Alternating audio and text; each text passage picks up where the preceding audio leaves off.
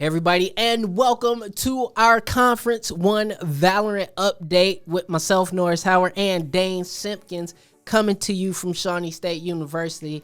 Dane's a great guy, and he's done a great job at covering a little bit of Valorant for us. So, Dane, we're going to hop right on into it. First, I'm going to ask you how you're doing, and second, I'm going to ask you, how did these matches look? I'm doing pretty good today, and these matches were looking pretty good this week, too.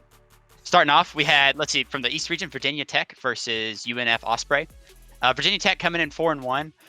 Doing good in the region. Nobody's really talking about them, though. Like, if you saw the power rankings, they're not really in anybody's top 10 or anything. But I think the reason for that is that's kind of the Rutgers division. You know what I mean? Correct me if I'm wrong. I do watch a little bit of Collegiate Esports outside of Valorant.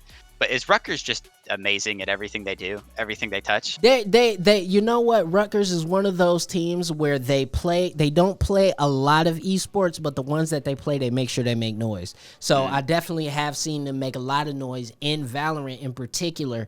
So I'm not surprised to see that their division seems to be one that they're running the table on. Yeah, definitely. I just remember every time Shawnee State would go against them in esports, it'd be like, oh no, not Rutgers. But we're not talking about Rutgers right now. We're talking about Virginia Tech versus UNF Ospreys. So they play game one on Ascent. UNF defending to start, Virginia Tech offending.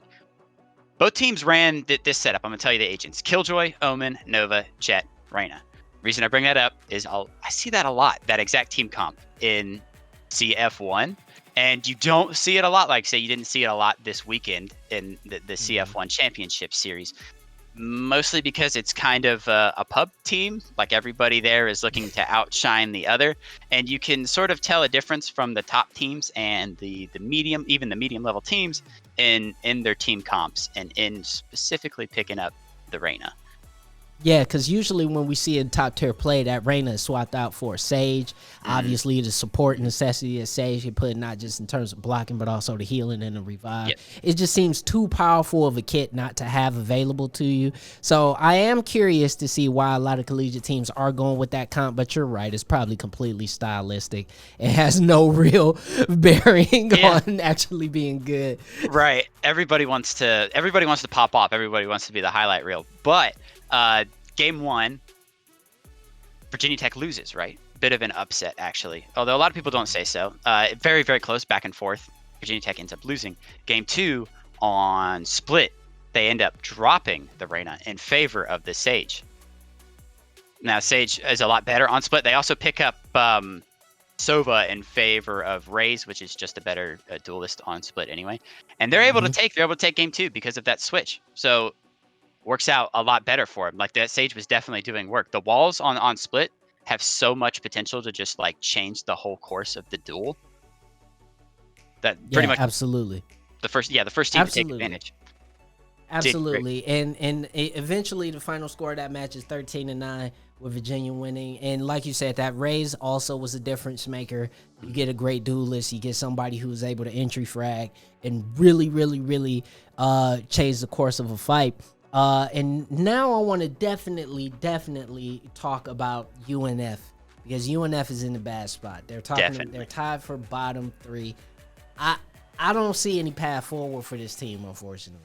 Well, I mean, they kept it close, right? With Virginia Tech, but it was close. They didn't get steamrolled. So maybe if they go up against the Towson, the people they're tied with, they could do it. I don't actually know if they've already played them. I probably should have checked that out. That's my bad. But I know that they have potential to win that, and they have potential to even beat ONU if they were to go against them. So it's not over. They just can't mess up now. Yeah. And so now we want to shift gears out west and talk about one of the top teams in the country for Valorant.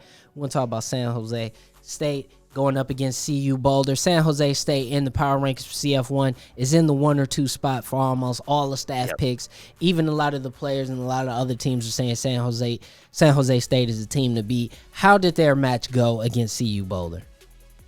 As you would expect, they ran it. They ran that field. Listen to their team comp here, by the way. Sage, Raze, Cypher, Omen, Jet. That's a pro level team comp right there. They're not messing around. No, they're there to win. No, they're there to win. Listen, I see utility, I see healing, I see entry frag. For me, if you got that, you ready to roll. That's what I saw. That's thought. That is forethought into actual strategies into winning this game. You're not just going to go in there and outshoot. You're going to outplan. And they did just that. The only time really Boulder was able to take up a round was in like really clutch moments. Other than that, SJSU just had their reads in every situation.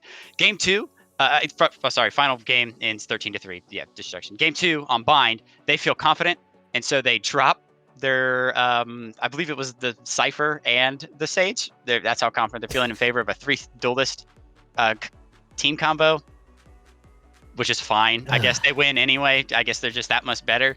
Even though the Cypher, they kept the Cypher because he ended up top fragging, which is funny because the Reyna did bottom frag. She did not. She didn't do it, but it didn't matter. It didn't matter for SJSU. They're just that good. Yeah, and they end up continuing to be the team to beat in Conference 1. And so, the last thing I want to ask you, Dane, as you've been watching more of Conference 1 and a little more of Valorant, I'm glad that you brought up the whole thing about the team compositions, because I think it's really important talking about just how different the collegiate scene can be from the pro scene. I'm going to ask you something very, very specific. You've been watching a lot of Conference 1 and you also watched a lot of Challenger Series. Did it prove to be a little bit more aggressive in the college scene? Did that actually lead to more exciting play, or did the planning and the more on meta compositions of the pro scene lead to a more entertaining product? I really think it depends on the person. If you're into the macro game, if you're into strategies and really breaking the game down into it like a chess level, then definitely the pro play is for you. But if you like the silly plays that come with the collegiate level, the people going crazy and the people getting it in their head to be the highlight reel, which I do, I prefer that. I think it's really fun to watch.